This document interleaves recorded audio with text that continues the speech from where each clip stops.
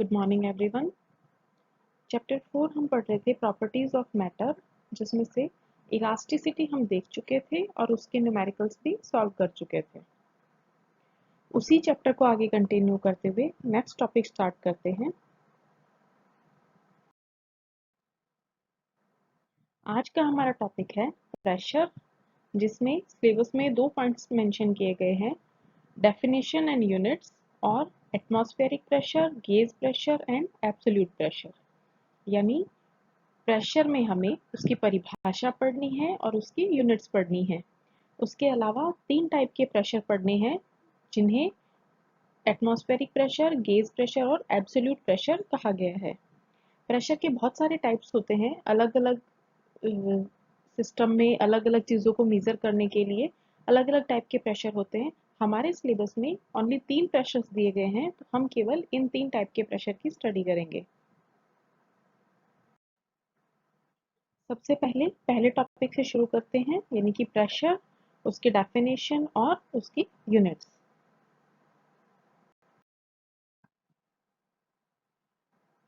देखिए, अपने पुराने लेक्चर्स में हम फोर्स देख चुके हैं कि बल क्या होता है, और बल की परिभाषा हमने दी थी सिंपल वर्ड्स में कहा जाए तो लेमैन लैंग्वेज में, आम आदमी की भाषा में, कि किसी भी वस्तु को धक्का देने या खींचने को बल कहते हैं। अब आप किस क्षेत्रफल पर बल लगा रहे हैं, जैसे आप अपनी किसी भी टेबल पर फोर्स लगाते हैं, या फिर मान लीजिए कि आपने अपनी कोई कॉपी का पेज लिया है, या फिर आपके टेबल की जो ऊपर की सतह है जिस पर हम कोई भी सामान रखते हैं, उसके ऊपर आप लंबवत यानी कि परपेंडिकुलर कोई फोर्स लगा रहे हैं, जैसा कि आपको पहले डायग्राम में दिखाई दे रहा है। तो कोई भी सतह ले लीजिए, जैसे कोई बुक हो गई, या ब्लैक बोर्ड हो गया, या आपका बेड हो गया, टेबल हो गई, कोई भी सरफेस जिसके ऊपर बल लग रहा है, उस सरफेस पर आप परपेंडिकुलर बल लगाइए, यानी कि लंबवत दिशा में बल लगाइए। तो उस बल और जिस सतह पर आपका बल लग रहा है, उन दोनों का उसका क्षेत्रफल, बल और उस क्षेत्रफल का जो अनुपात है, उसे दाब या प्रेशर कहा जाता है। यानी बल को अगर F से लिखा जाए और वो क्षेत्रफल जिस पर वो F बल लग रहा है वो A है, तो F और A का अनुपात दाब या प्रेशर P कहलाता है। इसी को डेफिनेशन के रूप में कैसे कहा जाता है? फिजिक्स में जब आप किसी चीज की परिभाषा दें, तो जो हर में राशि है F अपॉन A में, जो डिनोमिनेटर में जो राशि है, यानी कि A, हर में क्या चीज लिखा है, अंश और हर मैथ्स में हम पढ़ते हैं। तो F हो गया इसका अंश यानी कि न्यूमरेटर, और A हो गया इसका हर यानी कि डिनोमिनेटर। तो किसी भी चीज की परिभाषा देनी हो आपको, तो जो भी उस हर में राशि है, जैसे हमारे पास यहाँ क्षेत्रफल है, उसको इकाई मान लीजिए। A का मान अगर 1 हो तो आपको मिलेगा P बराबर F। इसी की परिभाषा कैसे दी जाएगी, जो आपने अभी किया, A बराबर 1 रखिए तो आपको P बराबर मिलता है F। तो शब्दों में कैसे कहा जाएगा, इकाई क्षेत्रफल पर लगने वाला बल दाब कहलाता है। यहाँ जो डेफिनेशन आपको दी है, उसमें देखिए क्या लिखा है, किसी सतह के इकाई क्षेत्रफल पर लगने वाला अभिलंब बल को दाब कहते हैं। हमने जो डेफिनेशन दी उसमें कहा इकाई क्षेत्रफल पर लगने वाले बल को दाब कहते हैं।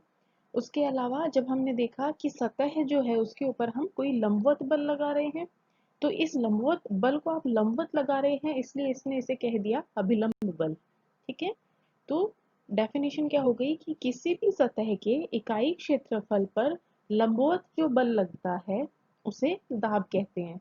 या फिर किसी एक क्षेत्रफल वाली किसी सतह पर अगर बल F लगाया जाता है, तो F और A का जो अनुपात है वो दाब कहलाता है। दूसरा डायग्राम जो है वो शो करता है कि एक पानी का कंटेनर है, जो ब्लू कलर में दिख रहा है वो आपका पानी है। इस पानी पर मान लीजिए कि ऊपर से बल लग रहा है F, और ये जो पानी की सतह है इसका क्षेत्रफल E है, सॉरी A है। तो जो बल F के कारण नीचे की तरफ दबाव महसूस होगा वो कहलाता है प्रेशर P या दाब। अब देखिए प्रेशर की इकाई यानी कि यूनिट या फिर मात्रक क्या होता है। P आपको क्या मिला, F/A। बल का मात्रक क्या होता है, न्यूटन। और क्षेत्रफल का मात्रक होता है मीटर स्क्वायर। तो फिर दाब का मात्रक क्या होगा, न्यूटन प्रति वर्ग मीटर या न्यूटन प्रति मीटर स्क्वायर। इसी को एसआई पद्धति में न्यूटन प्रति मीटर स्क्वायर भी लिख सकते हैं, या फिर एक शब्द दिया जाता है जिसे आप कहते हैं पास्कल। तो दाब का मात्रक क्या होता है, पास्कल।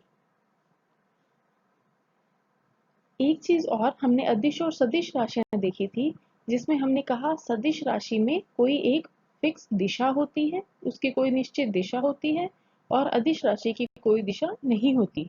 तो दाब जो है ये एक अदिश राशि होती है, यानी दाब की कोई दिशा नहीं होती। जब हमें बताना हो कि किसी भी वस्तु पर कितना दाब लग रहा है, तो सिंपल उसका मैग्नीट्यूड बताया जाता है, उसका परिमाण बताया जाता है, इसकी कोई दिशा नहीं होती।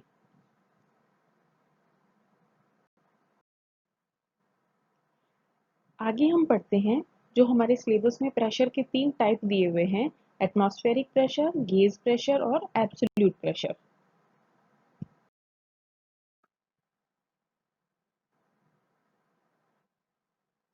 पहला हम देखते हैं एटमॉस्फेरिक प्रेशर, जिसे हिंदी में वायुमंडलीय दाब कहा जाता है। अब देखिए नाम से ही स्पष्ट हो रहा है, वायुमंडलीय दाब मतलब जो दाब वायुमंडल के कारण लगता है, यानी कि हमारे एटमॉस्फेयर के कारण जो दाब लगता है वो एटमॉस्फेरिक प्रेशर हो गया। ये दाब क्यों लगता है, वायुमंडल में हम जानते हैं बहुत सारी गैसेस होती हैं और बहुत सारे छोटे छोटे पार्टिकल्स होते हैं, जो हम अपनी स्पेयर आईज से यानी कि नंगी आंखों से नहीं देख सकते। हवा में ये जो अणु हैं या परमाणु हैं, ये आपस में अक्यूमुलेट होते हैं, यानी कि बहुत सारे अणु संचयित होते हैं। इन अणुओं के कारण वायुमंडल अपने से नीचे की सतह पर दाब आरोपित करता है, यानी कि नीचे की सतह पर प्रेशर लगाता है। सिंपल वर्ड्स में कहा जाए तो हमारे एटमॉस्फेयर में जो अणु हैं, उनकी वजह से, उनके कंबाइंड प्रभाव के कारण जो दाब लगता है, उसे हम वायुमंडलीय दाब कहते हैं। वायुमंडलीय दाब जो होता है, इसे बैरोमीटर का दाब भी कहा जाता है। क्यों होता है ये, क्योंकि वायुमंडल में जो अणु हैं, उनका कुछ वेट होता है, उनका कुछ भार होता है। तो वायुमंडल के सभी अणुओं के भार के कारण जो दाब लगा वो वायुमंडलीय दाब कहलाता है।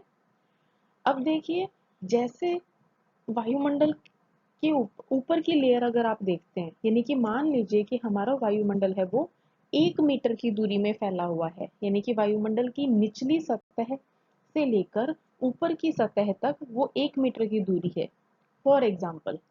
तो जो सबसे ऊपर वाली सतह होती है, उसके ऊपर केवल ऊपर वाले अणुओं का वजन काम करेगा। उसके नीचे की जो लेयर है, उस पर जो दाब लगेगा वो उस ऊपर वाली सतह, उससे ऊपर वाली सतह में जो अणु है उनकी वजह से होगा। थर्ड वाली जो लेयर होगी, उसके ऊपर जो दाब लगेगा वो होगा पहली लेयर के अणु प्लस दूसरी लेयर के अणु, दोनों के वजन के कारण। जो चौथी लेयर होगी, उस पर दाब कितना होगा, पहली लेयर के अणु भी वजन डालेंगे, दूसरी लेयर के अणु भी डालेंगे और तीसरी लेयर के अणु भी डालेंगे। इसी टाइप से जैसे जैसे आप सबसे नीचे के तल पर आते जाएंगे, तो क्या होगा, अणुओं की संख्या बढ़ने के कारण उनका वजन बढ़ता जाएगा और उसकी वजह से दाब का मान भी बढ़ता जाएगा। यानी वायुमंडल का जो तल है, तल मतलब जो सबसे नीचे वाली लेयर है, उस पर प्रेशर का मान सबसे ज्यादा होता है। इसी चीज को आप समझने के लिए, वो एटमॉस्फेरिक प्रेशर नहीं है, लेकिन ये जो अभी कॉन्सेप्ट मैंने बताया, इसे समझने के लिए, जैसे मान लीजिए हमारे पास कोई पानी का टैंक है, तो टैंक में जो सबसे ऊपर की परत है, जो हम देखते हैं डायरेक्टली, सबसे ऊपर की परत पर जो दाब लगेगा वो होगा उसके ऊपर जो हवा है उसकी वजह से। उसके नीचे वाली जो लेयर है, उस पर जो दाब होगा वो क्या होगा, जो उसके सबसे ऊपर वाली पानी की सतह पर जो अणु थे उनके कारण दाब लगेगा। लेकिन टंकी का जो तल है, उस तल पर जितना आपका पानी है, उस पूरे पानी के अणुओं का वजन लगेगा। इसका मतलब टंकी के तल पर जो दाब है वो सबसे ज्यादा होगा। सेम ऐसा ही वायुमंडलीय दाब के साथ होता है। एटमॉस्फेयर की सबसे ऊपर वाली परत का दाब सबसे कम होगा और वायुमंडल का जो तल है उस पर सबसे अधिक दबाव होगा। अब देखिए, वायुमंडलीय दाब जो होता है वो फिक्स नहीं होता, यानी कि वेरी करता रहता है, चेंज होता रहता है। क्यों? क्योंकि हमारी पृथ्वी का जो वातावरण है उसमें परिस्थितियां लगातार बदलती रहती हैं। जैसे दिन में क्या होता है, सूरज की गर्मी पड़ती है जिसकी वजह से हवा गर्म हो जाती है। गर्म होने के कारण हवा के अणु ऊपर उठते हैं और ऊपर उठने के कारण जो नीचे की सतह है उस पर दबाव थोड़ा कम हो जाता है। रात में ये अणु ठंडे हो जाते हैं और नीचे की तरफ आ जाते हैं। इसी तरीके से मौसम में ह्यूमिडिटी भी बदलती रहती है। कभी हमें आर्द्रता ज्यादा लगती है, जैसे बारिश का मौसम होता है तो हमें थोड़ी नमी महसूस होती है। बहुत तेज जब गर्मी होती है तो हमें शुष्क महसूस होता है। या फिर जैसे लो प्रेशर एरियाज हैं या हाई प्रेशर एरियाज हैं, वहां पे हवा का घनत्व भी कम ज्यादा होता है। जहां भी ज्यादा प्रेशर होगा वहां हवा का घनत्व ज्यादा होगा। लो प्रेशर वाले एरियाज है वहां पे हवा का घनत्व कम होता है। कहने का मतलब, बहुत सारी चीजें ऐसी होती हैं जो हमारे वातावरण पे डिपेंड करती हैं, चाहे वो आर्द्रता की मात्रा हो, गर्मी हो, सर्दी हो या और बहुत सी चीजें। इन सब की वजह से हमारा एटमॉस्फेयर जो है, हमारा वातावरण जो है वो बदलता रहता है, परिस्थितियां बदलती रहती हैं। और इनकी वजह से वायुमंडलीय दबाव जो है वो कभी भी एक स्थान पर एक समान नहीं रहता। मतलब प्लेस टू प्लेस तो वेरी करता है। जयपुर और दिल्ली में तो अलग अलग होगा ही होगा, लेकिन पर्टिकुलर जयपुर में भी ये वायुमंडलीय दाब हमेशा समान नहीं रहेगा। जैसे जैसे वातावरण में परिस्थितियां बदलेंगी वैसे वैसे इस वायुमंडलीय दाब का मान भी अलग अलग होगा। इवन एक ही जगह में दिन और रात के वायुमंडलीय दाब में भी अंतर आपको मिलेगा। कहने का मतलब, वायुमंडलीय दाब जो है इसका कोई फिक्स मान नहीं होता। ये परिस्थितियों और टाइम के अकॉर्डिंग या जगह के अकॉर्डिंग चेंज होता रहता है।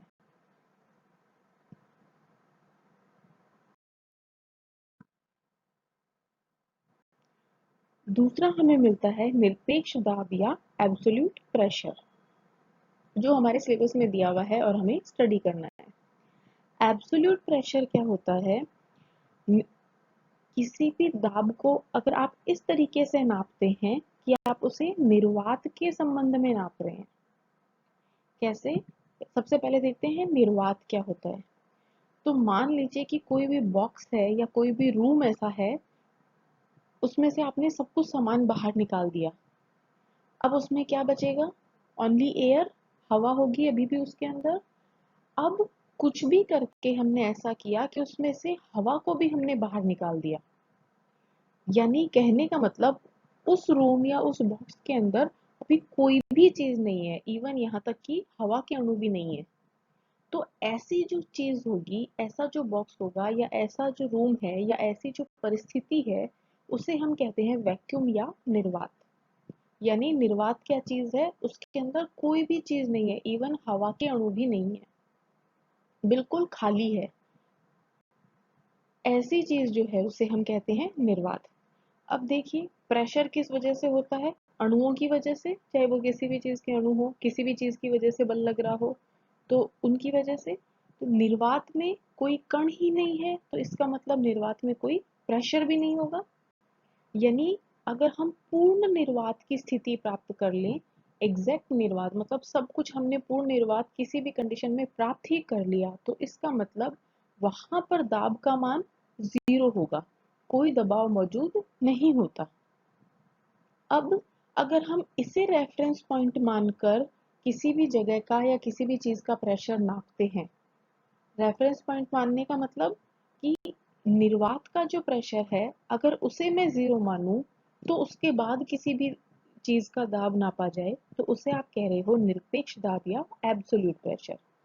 जैसे मैंने आपको एक बार पहले भी किसी लेक्चर में बताया था, जब हम लाइन खींचते हैं, कॉपी में कोई लाइन ड्रॉ करते हैं, स्केल से नापना शुरू करते हैं, तो अगर हमें 10 सेंटीमीटर को की लाइन खींचनी है तो स्केल का जो 0 सेंटीमीटर की लाइन होती है हम वहां से शुरू करते हैं और 10 सेंटीमीटर वाली लाइन पर ले जाकर खत्म करते हैं। इसी तरीके से अगर हमें 11 सेंटीमीटर की लाइन खींचनी होगी तो भी हम 0 से लेकर 11 सेंटीमीटर तक के पॉइंट तक लाइन खींच देते हैं। तो हमारा जो 0 हम यहाँ लेते हैं वो कहलाता है हमारा रेफरेंस पॉइंट, जहां से हमने नापना शुरू किया है वो हो गया हमारा रेफरेंस पॉइंट। तो एब्सोल्यूट प्रेशर के लिए जो रेफरेंस पॉइंट होता है, जो संदर्भ बिंदु होता है, वो निर्वात लिया जाता है। तो किसी भी वस्तु का दाब अगर आप निर्वात के सापेक्ष नापते हैं तो जो प्रेशर होगा उसका वो कहलाता है एब्सोल्यूट प्रेशर या निरपेक्ष दाब। अब हमने रेफरेंस पॉइंट निर्वात को ही क्यों चुना? क्यों? क्योंकि निर्वात का जो दाब है वो सबसे कम होता है। सबसे कम का मतलब जैसे हमने अभी बात की थी कि अगर पूर्ण निर्वात की स्थिति है तो उसके अंदर कोई प्रेशर नहीं होगा, प्रेशर का मान 0 होगा। तो क्योंकि पूर्ण निर्वात का मान 0 होता है, पूर्ण निर्वात का प्रेशर 0 होता है, इसलिए उसके सापेक्ष किसी भी चीज को हम नापना प्रेफर करते हैं और ऐसा दाब के नापा गया दाब कहलाता है हमारा निरपेक्ष दाब या एब्सोल्यूट प्रेशर। अब देखिए निरपेक्ष दाब क्या होगा, हमेशा एक पॉजिटिव नंबर होगा, नेगेटिव नहीं हो सकता। क्यों नहीं हो सकता? क्योंकि पूर्ण निर्वात के सापेक्ष आप नाप रहे हैं, पूर्ण निर्वात का दाब जो है वो 0 है। अब 0 से कम तो कोई चीज हो ही नहीं पाएगी, तो इसलिए निरपेक्ष दाब जो है यानी कि एब्सोल्यूट प्रेशर जो है वो हमेशा पॉजिटिव होता है। अगर कोई भी दाब है, किसी वस्तु पर कोई भी दाब नहीं लग रहा है तो भी उसका मान 0 होगा, लेकिन उससे कम तो नहीं जा सकता, निर्वात से कम तो नहीं हो सकता, क्योंकि निर्वात में ही ऑलरेडी कोई अणु नहीं है। इसलिए एब्सोल्यूट प्रेशर हमेशा पॉजिटिव होता है।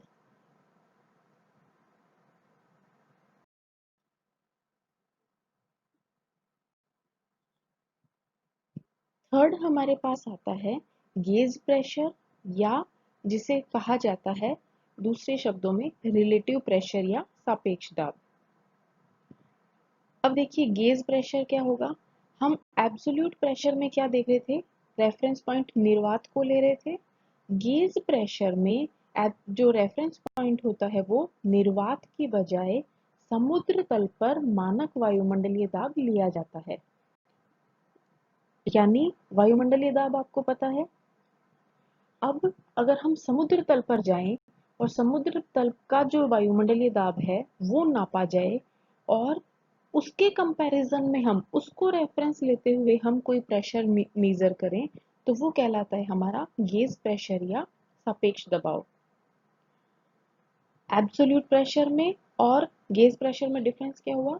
एब्सोल्यूट प्रेशर में हम देखते हैं निर्वात को 0 मानते हुए, निर्वात को रेफरेंस पॉइंट मानते हुए किसी भी वस्तु का या किसी भी दाब का मान ज्ञात करते हैं। गेज प्रेशर में हम निर्वात को नहीं देखते, समुद्र तल पर वायुमंडलीय दाब को लिया जाता है और उसके रेफरेंस में हम किसी और चीज का प्रेशर नापते हैं। एक्सपेरिमेंट्स ये कहते हैं कि एक टाइम पर अगर आपने एक स्थान पर निरपेक्ष दाब और गेज दाब दोनों नापे हैं, यानी आपने अपने घर पर वैक्यूम के सापेक्ष भी प्रेशर नापा है और मानक वायुमंडलीय दाब के सापेक्ष भी प्रेशर नापा है, तो वैक्यूम के सापेक्ष नापा वो हो गया आपका निरपेक्ष दाब या एब्सोल्यूट प्रेशर, और समुद्र तल पर मानक वायुमंडलीय दाब के सापेक्ष नापा वो हो गया आपका गेज प्रेशर। एक्सपेरिमेंट्स कहते हैं कि ये एब्सोल्यूट प्रेशर और गेज प्रेशर का जो डिफरेंस है वो हमेशा लगभग 1 बार होता है। बार क्या है? जैसे आपने पास्कल देखा था दाब की इकाई होती है, वैसे ही बार भी दाब की इकाई होती है। अब देखिए गेज प्रेशर जो होता है यानी कि गेज दबाव जो होता है वो पॉजिटिव भी हो सकता है और नेगेटिव भी हो सकता है। अगर इसका मान पॉजिटिव है तो इसे ओवर प्रेशर कहा जाता है और मापा गया जो दबाव है वो मानक वायुमंडलीय दाब से ज्यादा होता है। देखिए कैसे, आपने क्या कहा कि गेज प्रेशर क्या होता है? मानक वायुमंडलीय दाब समुद्र तल पर। मैंने एग्जाम्पल के लिए उसे मान लिया कि समुद्र तल पर मानक वायुमंडलीय दाब का मान 5 है। अब किसी भी वस्तु का गेज प्रेशर मैं नापूंगी तो मेरा रेफरेंस पॉइंट होगा 5 और 5 से आगे मैं नापना शुरू करती हूँ। तो अगर इसका मान इस समुद्र तल पर जो वायुमंडलीय दाब है उससे ज्यादा होगा तो इसका मतलब ये पॉजिटिव वैल्यू देगा और इस केस में उसे कह दिया ओवर प्रेशर। ओवर प्रेशर ओ से स्टार्ट होता है इसलिए इसको मैंने पी ओ से डिनोट किया है। पी ओ क्या होगा? आप मानक वायुमंडलीय दाब ले रहे हैं, सॉरी पी ओ क्या होगा? हमारा जो एब्सोल्यूट प्रेशर है माइनस एटमॉस्फेरिक प्रेशर है। पी ओ की वैल्यू आपको मिली, एब्सोल्यूट यानी निरपेक्ष दाब था और एटमॉस्फेरिक प्रेशर यानी कि वायुमंडलीय दाब है। ये आपको मिला ओवर प्रेशर। इसी तरीके से अगर आपका जो गेज प्रेशर है वो नेगेटिव है तो इसे अंडर प्रेशर या आंशिक निर्वात कहा जाता है। मापा गया दबाव इस केस में क्या होगा? मानक वायुमंडलीय दाब से कम होगा, यानी कि वायुमंडलीय दाब का मान ज्यादा होगा और हमने जो नापा है उसका मान कम होगा। तो अंडर प्रेशर को पी यू से लिखा जाता है और इसका मान क्या होगा? ज्यादा कौन सा है? Atmospheric value. वायुमंडलीय दाब का मान ज्यादा है तो P atmospheric minus P absolute.